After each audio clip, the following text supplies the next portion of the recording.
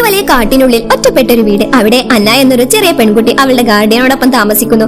അവളെ ഡാഡി എന്നാണ് വിളിക്കുന്നത്. അയാളാണ് അവളുടെ എല്ലാ കാര്യങ്ങളും നോക്കുന്നത്. അവളെ നന്നായി കെയർ ചെയ്യുന്നുമുണ്ട്. പക്ഷെ എന്നാൽ അയാൾ അവളെ പുറം ലോകം കാണാനും വീട് വിട്ട് പുറത്തിറങ്ങാനും അനുവദിക്കുന്നില്ല. അവൾ എല്ലാ കാഴ്ചകളും ജനലിനുള്ളിലൂടെയാണ് കാണുന്നത്. പുറത്തിറങ്ങിയാൽ കൂർത്ത പല്ലുകളും നീണ്ട നഖങ്ങളും രോമവുമുള്ള ഒരു പ്രത്യേക തരം രൂപമുണ്ടെന്നും പറഞ്ഞ് അയാൾ അവളെ ഭയപ്പെടുത്തുന്നു. എന്നിരുന്നാലും പുറം ലോകത്തെക്കുറിച്ചുള്ള ജിജ്ഞാസ കൂടിക്കൊണ്ടേയിരുന്നു. കാട്ടുമൃഗങ്ങളിൽ നിന്ന് അവളെ സംരക്ഷിക്കാനും വീട് വിട്ട് പുറത്തു പോകാതിരിക്കാനും അയാൾ ഡോറിൽ കറന്റ് സ്ഥാപിക്കുന്നു. ഇയാൾ അവളുടെ പിതാവാണെന്നാണ് അയാൾ അവകാശപ്പെടുന്നത്.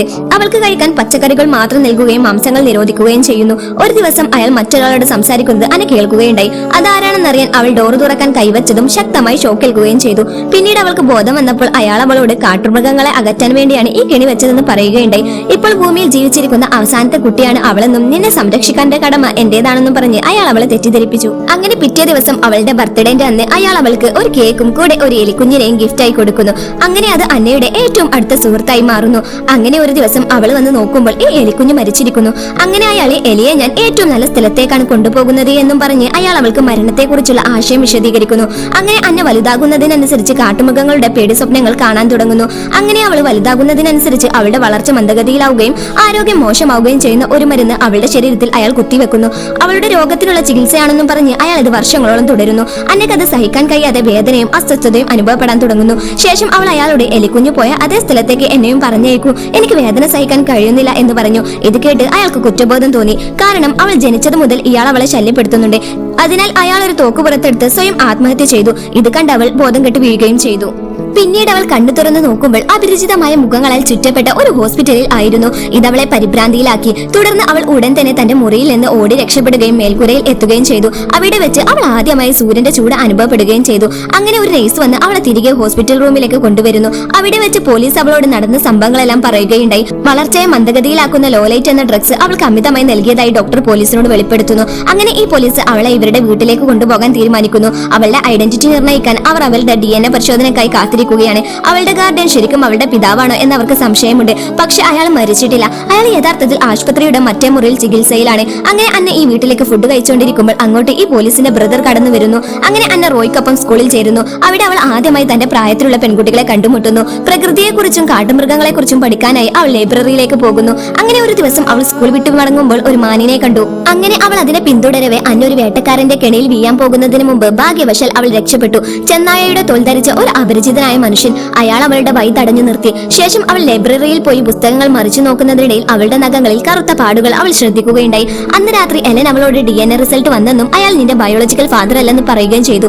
ഇത് കേട്ട് അവൾ ഷോക്കായി. അങ്ങനെ ഒരു സായാഹ്നത്തിൽ അന്നയും റോയും മേൽക്കൂരയിൽ വെച്ച് സംസാരിച്ചു കൊണ്ടിരിക്കുമ്പോൾ ജെന്നിയുടെ വീട്ടിൽ ലൈറ്റുകൾ മിന്നിമറയുന്നത് അവളുടെ ശ്രദ്ധയിൽപ്പെട്ടു. അന്നേരം റോയ് ജെന്നി എന്റെ ഫ്രണ്ടാണെന്നും ഇന്ന് അവളുടെ വീട്ടിൽ പാർട്ടി ഉണ്ടെന്നും നമുക്ക് അങ്ങോട്ട് പോകാമെന്നും പറഞ്ഞ് അവളെ അങ്ങോട്ട് കൂട്ടിക്കൊണ്ടുപോകുന്നു. അവിടെ വെച്ച് ഒരു ഡ്രിങ്ക് കുടിച്ചതിന് ശേഷം അവൾക്ക് അസ്വസ്ഥത അനുഭവപ്പെടാൻ തുടങ്ങുന്നു. അവിടെ വെച്ച് അന്നയും റോയും പ്രണയത്തിലാകുന്നു. അങ്ങനെ അവർ കിസ് ചെയ്യുന്നതിനിടയിൽ അന്നയുടെ വായിൽ നിന്നും രക്തം വരാൻ തുടങ്ങി. ഉടനെ തന്നെ അവൾ ബാത്റൂമിലേക്ക് ഓടി. പരിഭ്രാന്തി നിറഞ്ഞ അന്ന തന്റെ പല്ലുകളിൽ ചിലത് നഷ്ടപ്പെടുന്നുവെന്ന് മനസ്സിലാക്കി.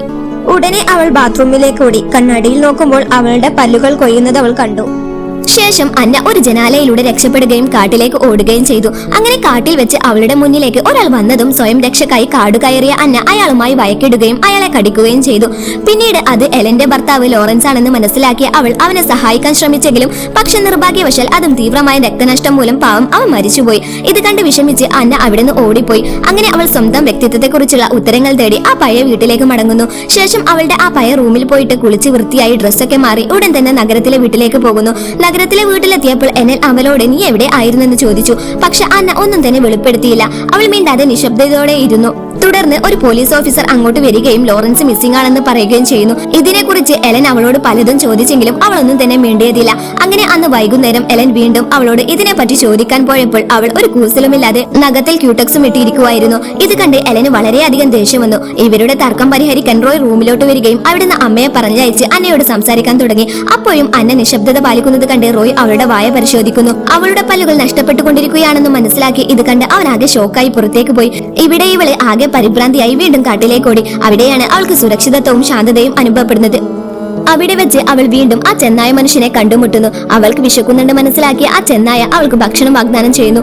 അങ്ങനെ അവൾ ഒരു കാട്ടുമൃഗമാണെന്ന് മനസ്സിലാക്കി അയാൾ അവളുടെ പല്ലുകളും നഖങ്ങളും പരിശോധിക്കുന്നു. 16 വർഷം മുമ്പ് ഉന്മൂലനം ചെയ്യപ്പെട്ടു എന്ന് കരുതപ്പെടുന്ന ഒരു സംഘം തന്റെ അമ്മയുടെ മൃതദേഹം ഇപ്പോഴും ഗുഹക്കുള്ളിൽ ഉണ്ടെന്ന് ചെന്നായ മനുഷ്യൻ വെളിപ്പെടുത്തുന്നു.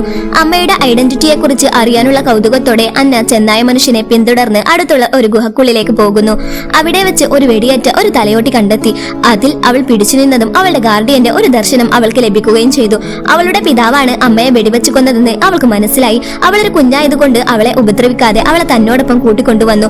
ഇതറിഞ്ഞ് അന്ന നേരെ ഹോസ്പിറ്റലിലേക്ക് പോയി അവളുടെ ഡാഡിയെ കാണുന്നു. പക്ഷെ സങ്കടത്തോടെ അവൾക്ക് ഒന്നും ചെയ്യാൻ കഴിയുന്നില്ല. അയാൾ ഉണർന്നതും അവളെ ദയനീയമായ കണ്ണുകളോടെ അവളെ നോക്കി. അതിനിടയിൽ എലൻ കേസ് പരിശോധിക്കുന്നു. മരണത്തെ സംബന്ധിക്കുന്ന ഫയൽ നോക്കുന്നു. അതിൽ അന്നയുടെ പഴയ മുറിയിൽ ഒരു ഡ്രോയിങ്ങുമായി ബന്ധമുണ്ടെന്ന് അവൾ ശ്രദ്ധിക്കപ്പെട്ടു. ഉടൻ തന്നെ അന്ന വീണ്ടും നഗരത്തിലെ വീട്ടിലേക്ക് മടങ്ങി എലനെ കെട്ടിപ്പിടിച്ചു. ഈ അവസരത്തിൽ എലൻ അവളുടെ കയ്യിലെ കൂർത്ത നഖങ്ങൾ ശ്രദ്ധിക്കുകയുണ്ടായി. ലോറൻസിന്റെ മൃതദേഹത്തിനരികിൽ അന്നയുടെ വസ്ത്രങ്ങൾ കണ്ടെത്തിയെന്നും നഗരം മുഴുവൻ അവളെ കൊലപാതകത്തിൽ സംശയിക്കുന്നു എന്നും പറഞ്ഞ് അവളെ ജയിലിലേക്ക് അയച്ചു. അന്ന നിരപരാധിയാണെന്ന് അഭ്യർത്ഥിച്ചിട്ടും ആരും മൈൻഡ് ചെയ്തതില്ല. അങ്ങനെ അവൾ അവിടുത്തെ കണ്ണാടിയിൽ നോക്കിയപ്പോൾ അവളുടെ പല്ല് മുമ്പ് കണ്ട തലയോട്ടിയിലെ അതേ സാമ്യമുള്ള കൂർത്ത പല്ലുകൾ പോലെ ഉണ്ടായിരുന്നു. അങ്ങനെ ഡാഡിയുടെ അസുഖമൊക്കെ മാറി അയാൾ അവളെ കാണാനായി വന്നു. അവളുടെ മെച്ചപ്പെട്ട ജീവിതത്തിനുള്ള അവസരത്തിനായി സ്വയം കുത്തിവെക്കാൻ പ്രേരിപ്പിക്കുന്ന ഒരു സിറിഞ്ച് അവൻ അന്നക്ക് നൽകി. അതവൾ നിരസിച്ചപ്പോൾ അയാൾ അവിടുന്ന് സങ്കടപ്പെട്ടു പോയി. പിറ്റേ ദിവസം എലൻ അന്ന ആരാണെന്ന് പരിശോധിക്കാൻ വേണ്ടി സെല്ല് തുറക്കുന്നു. പക്ഷേ കട്ടിലിനടിയിൽ ഒളിച്ചിരുന്ന് ഉറങ്ങുന്ന അന്ന അപ്രതീക്ഷിതമായി അവളെ ആക്രമിച്ചു. എലൻ ഉൾപ്പെടെ അവിടെയുള്ള എല്ലാ ഓഫീസർമാരെയും പൂട്ടിയിട്ട് അവിടെ നിന്നും രക്ഷപ്പെട്ടു ഓടുന്നു. അവൾ പുറത്തെത്തിയപ്പോൾ റോയ് അവന്റെ കാറിൽ ഇരിക്കുന്നത് കാണുകയും അന്ന അവന്റെ അടുത്തോട്ട് പോയിട്ട് അവളെ സഹായിക്കാൻ പറയുകയും ചെയ്തു. അങ്ങനെ അവർ കാറുമായി ഒരു കാടിനു നടുവിലേക്ക് പോകുന്നു. ശേഷം അന്ന ഒറ്റയ്ക്ക് യാത്ര തുടരാൻ തീരുമാനിക്കുന്നു. പക്ഷേ റോയ് അവളുടെ ക്ഷേമത്തിൽ വേവലാതിപ്പെടാൻ തുടങ്ങി. അതിനാൽ ഇരുട്ടിൽ അവൻ അവളെ പിന്തുടരാൻ തുടങ്ങി. അങ്ങനെ അന്ന അടുത്തുള്ള തടാകത്തിൽ നീന്തി കയറി. ജലദോഷം പിടിക്കുമോ എന്ന ആശങ്കയിൽ റോയ് തന്റെ വസ്ത്രങ്ങൾ ഉണങ്ങാൻ തീ കൊളുത്തുന്നു. അന്ന വസ്ത്രങ്ങൾ അയച്ചു മാറ്റുമ്പോൾ റോയ് അവളുടെ പുറകിൽ രോമം വളരുന്നത് കണ്ട് ഞെട്ടിപ്പോയി. എന്നിരുന്നാലും അവൾ സുരക്ഷിതയാണെന്ന് അവൻ ഉറപ്പുവരുത്തി. അന്ന അവനെ ഉപദ്രവിക്കില്ല എന്നും അവൾ വാഗ്ദാനം ചെയ്തു. പിന്നീട് കാണിക്കുന്നത് പോലീസ് ഓഫീസറും അവളുടെ ഡാഡിയും അന്നയുടെ രക്ഷപ്പെടലിനെ കുറിച്ച് ചർച്ച ചെയ്യുന്നതാണ്. കാട്ടിലേക്ക് തിരച്ചിൽ നായ്ക്കൾ പിന്തുടരുന്നതിനിടയിൽ നിർഭാഗ്യവശാൽ വേട്ടക്കാരൻ അതേസമയം തന്നെ എത്തുകയും ഒരു രക്ഷപ്പെടൽ റൂട്ട് കണ്ടെത്താൻ പാടുപെടുമ്പോൾ റോയിയുടെ തോളിൽ വെടിവെക്കുകയും ചെയ്തു. അന്ന റോയിനെ രക്ഷിക്കാൻ തീരുമാനിച്ച് ഒരു പാറക്കെട്ടിലേക്ക് കൊണ്ടുപോകുന്നു. പിന്നീട് പിടിക്കപ്പെടാതിരിക്കാൻ രണ്ടാളും സ്വയം അതിൽ താഴേക്ക് ചാടുന്നു. ഉടനെ റോയിനോട് എതിർദിശയിലേക്ക് ഓടാൻ ആവശ്യപ്പെടുന്നു. തുടർന്ന് അവൾ നേരെ ഒരു ഗുഹയിലേക്ക് പോകുന്നു. അവിടെ അവൾ അമ്മയുടെ അവശിഷ്ടങ്ങൾ കണ്ടെത്തി. ഇവിടെ റോയ് അവന്റെ സഹോദരിയുമായി വീണ്ടും ഒന്നിക്കുന്നു.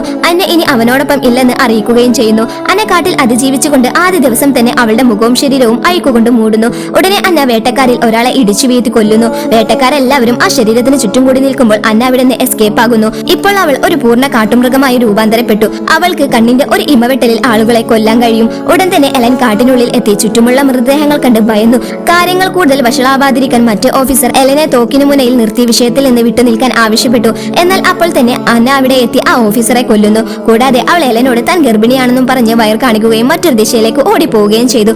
ഉടനെ തന്നെ വേട്ടക്കാർ കാടിന് തീയിട്ടു. ഇതോടെ അവളുടെ കോപം വർദ്ധിച്ചു. അവൾ വേഗം ഓടിപ്പോയി ഒരു ഗുഹയിൽ ഒളിച്ചു നിന്നു. അന്നേരം ഗാർഡിയൻ അവളെ ട്രാക്ക് ചെയ്യുകയും ഒരു ട്രാങ്കുലൈസർ ഉപയോഗിച്ച് ഷോട്ട് ചെയ്ത് അവളെ മയക്കുകയും അവൾ തറയിലേക്ക് വീഴുകയും ചെയ്തു. ഉടനെ അയാൾ അവളുടെ വയറ് കീറി ആ പിഞ്ചു കുഞ്ഞിനെ എടുക്കാൻ ശ്രമിക്കുന്നു. ഉടനെ തന്നെ അന്ന അവളുടെ ശക്തി വീണ്ടെടുക്കുകയും അയാളുടെ കഴുത്തിൽ മാരകമായ ഒരു കടി കൊടുത്ത് അയാളെ കൊല്ലുകയും ചെയ്യുന്നു. വീണ്ടും ബോധം കെട്ടി വീഴുന്നതിന് മുമ്പ് അവൾ ഉറക്കെ നിലവിളിച്ചു. പിന്നീട് അവൾ കണ്ണു തുറന്നു നോക്കുമ്പോൾ ചെന്നായ മനുഷ്യൻ അവളുടെ വയറ് തുന്നിക്കെട്ടുന്നതാണ് അവൾ കാണുന്നത്. എന്നാൽ ഇതെല്ലാം റോയും എലനും ദൂരെ നിന്ന് കാണുന്നുണ്ടായിരുന്നു. അവളെ വിട്ടയക്കുന്നതാണ് അവളോട് ചെയ്യാനുള്ള ഏറ്റവും നല്ല കാര്യമെന്ന് ഇരുവരും വിശ്വസിക്കുന്നു. ഒടുവിൽ അന്ന നോർത്തേൺ ലൈറ്റ്സിലെത്തുന്നു. അവിടെ അവൾ തന്റെ നവജാത ശിശുവിനെ പിടിച്ച് മനോഹരമായ ആകാശത്തേക്ക് നോക്കുന്നു. അവൾ ആദ്യമായി തന്റെ ജീവിതത്തിൽ സമാധാനവും സംതൃപ്തിയും അനുഭവിക്കുന്നത്.